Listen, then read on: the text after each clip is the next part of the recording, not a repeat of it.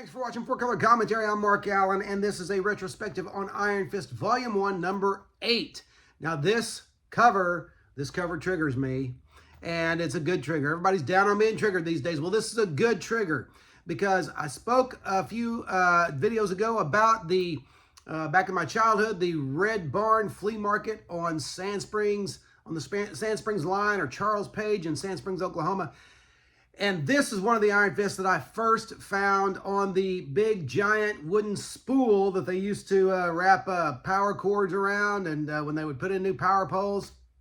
And this guy had one turned over like a table, and that's where he just would dump out a bunch of comics. And he had a lot of Marvel comics, and in those a lot of Iron Fist. And this is one of the ones I first saw at the Red Barn Flea Market way back in the 70s when I was just a little tyke. And so this is a this is a flashback for me. This is one of those covers that does it for me, and it's also the first actual John Byrne cover in the Iron Fist series. I'm not even sure, thinking about it, if there are any more, but what an image! Look at that. That's just gorgeous. And this is also, I don't know who inked the cover. I imagine it does say it. Dan Adkins. It says Byrne and Adkins right down there. And here's the thing. This was the first book where Byrne had an inker that really complimented his work. Really knew how to ink John Byrne, and that was the aforementioned Dan Adkins. And it starts here with a great opening splash of kind of an image of some people about to get mugged. And they were overlaying a larger image of Iron Fist, or vice versa. But I think they were overlaying the image of Iron Fist. So great. It just starts off great with a great image there. We're introduced to the group, the gang, the Golden Tigers, as well as their leader, a man named Chaka. Okay, and I think that was the name of the little beastie cave boy on Land of the Lost, but I can't remember. Somebody let me know. I watched it when I was a kid, but it's been too long. Okay, so anyway, you get a couple of pages in. Some poor cop tries to help these people, but he gets overtaken. There are four of them, there are four of them after all. He gets overtaken by a guy with a throwing star, and then gets punched. Sorry about that. Gets his gun hand sliced, and then he gets cold cocked by one of these guys, because they're all karate experts, and so of course they would be, wouldn't they? But then you have this great as Iron Man's entrance into this issue, a full page splash. So much Byrne goodness there. Just so John Byrne that you can't hardly stand it. But good stuff. And so again, just with every issue, Byrne starting to take real ownership of this book. Claremont doing better and better writing. And so again, one of those montages of Iron Fist taking out multiple assailants. Love those. And so anyway, in this scene as well, you find out. Let me find a word. You find out that these were actual appearances of comic book professionals.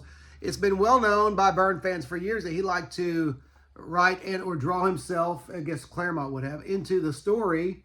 Claremont would have written him, but this guy here, that's John Byrne, and it turns out he's even mentioned later whenever Iron Fist is with let's see, is it Lieutenant Scarf?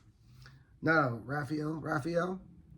Let me see. Yes, Lieutenant Scarf. Okay, and one of the other cops, detectives approaches him and says, "Raphael, that guy Byrne who was attacked happened to be an artist.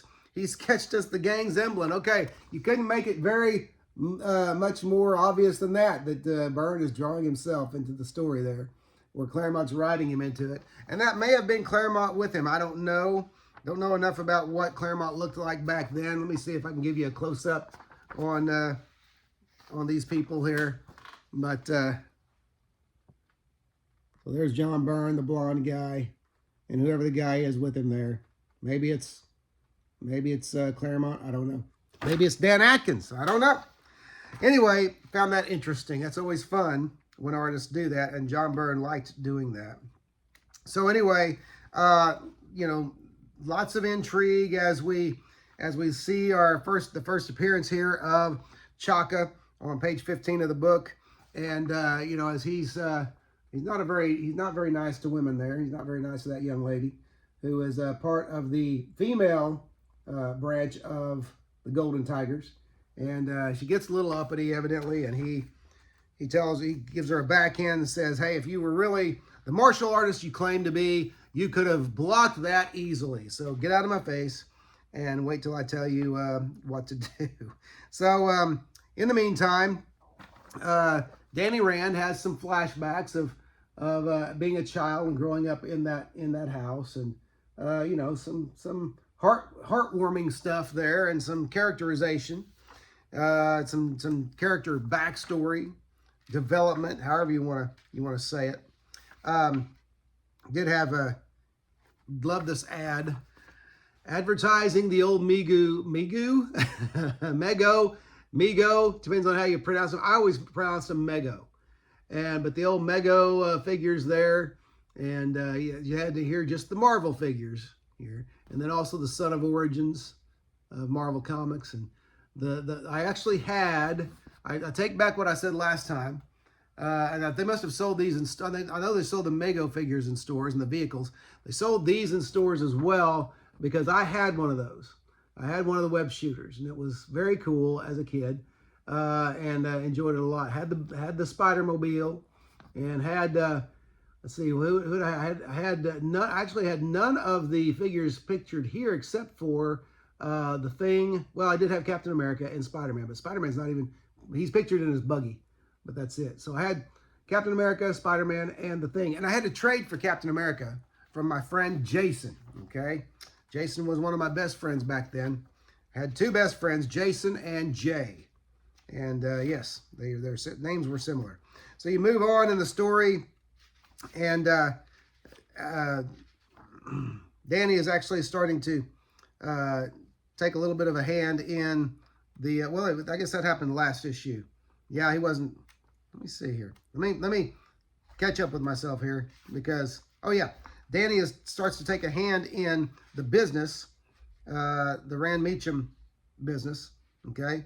Actually ends up in trying to find the page here, ends up in a business meeting, and but on the way there, he spotted some guys who looked suspicious, and he doesn't have a spider sense, but he has a hyperactive, you know, sixth sense, I suppose. And he saw these guys in the lobby. They just looked suspicious. He didn't like the looks of them, and it turns out they are some of Chaka's men. But in another scene with Miss Meacham, and there's a scene of Davos, okay, Steel Serpent here, and just one panel with him, which I was kind of disappointed. I always kind of liked Davos, and I can remember as a kid this very costume, even though it's just one panel, thinking how cool Davos looked in that black and white costume right there. And you know, that wasn't even a villain costume or anything. It was just something that looked cool. All right. And so anyway, there's a little bit of a flashback history as well about how Danny's parents died. And so again, you know, just some good setting up some backstory and some drama to show kind of how traumatized Danny Rand is. He also, for the first time, actually starts grieving his parents in this issue. So there's an interesting, Claremont and Byrne do an interesting thing with storytelling here for a couple of pages as they show the progress of Danny and Misty and going to this business meeting, and of Chaka's gang getting ready to invade it, basically. And you do that with the clock in the middle of the pages showing the passage of time, and above and below the two groups as they go about their business. So that's an interesting storytelling device, okay? That's the wonderful thing about comic books, is that they are it's easy to experiment in them. And here's the thing, even though they make comic book movies these days and special effects, they can do anything. But the great thing about comic books then was you could, in comic books, you could do anything, because you could, as long as you could draw it, you could do it, okay? And there was no budget, all right? So that was a great place for experimentation. It continued in the next to last page until the moment that Chaka breaks down the door and he and his gang crash the party, crash the meeting, I should say. And there's the cliffhanger, okay? The dragon dies at midnight, okay? And so, great work, great John Byrne and Chris Claremont work there, great team up. They're starting to become, I think, a heavyweight creative team on this book. And this might be the actual issue where it starts to really come together. But for me, this has just always been a special issue, starting with the cover. So anyway, I was a little bit disappointed. The last couple of Iron Fist issues, there's been no Marvel value stamps. Okay, a little disappointed in that, but that's okay. The great thing is the book itself. So anyway, that's a retrospective on Iron Fist number 8. And what can I say? Recommended. If you can get a collection, that's great. Especially if you can get a collection that has the reproduced covers. I don't know what they've done for Iron Fist. Surely it's worth it merits, I would think, a hardcover omnibus, something like that. And you would hope that they would include the covers and cover images. But anyway, however you can get it, get it. It's great reading. Some of the best Bronze Age comics done anywhere, in my opinion. But that's it. Hey, if you haven't, don't forget to like, comment, and subscribe, especially comment. And I just appreciate you, as always. Whether you comment, like, or subscribe, I just appreciate you watching 4 Color Commentary, and I'll see you next video.